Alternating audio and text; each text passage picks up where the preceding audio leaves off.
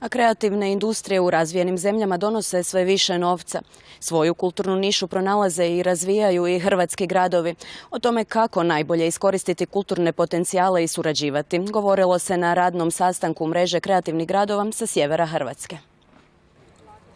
Lepoglava, grad s oko 8.000 stanovnika i 170 izučenih čipkarica koje izrađuju svjetski poznatu lepoglavsku čipku, žude za zajedničkim prostorom, svojevrsnim kreativno-poslovnim inkubatorom.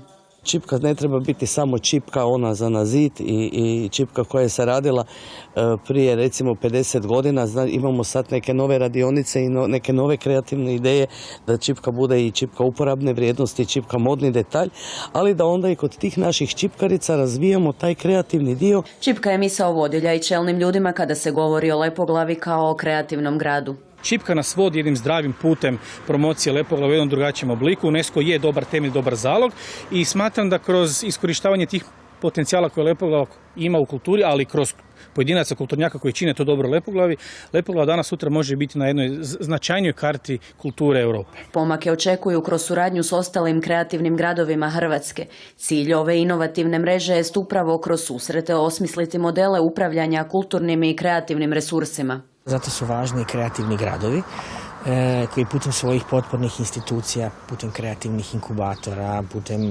drugih nekih oblika pomažu tu kreativnost, prepoznaju je na pravi način i istovremeno potiču poduzetništvo. Kulturne i kreativne industrije jesu definitivno budućnost. Mislim da postoji niska razina znanja i razumijevanja općenito o tome što je kultura, što su javne potrebe, što su udruge, što je kreativnost, što su inkubacije, što je socijalno poduzetništvo, moglo bi sad nabrajati.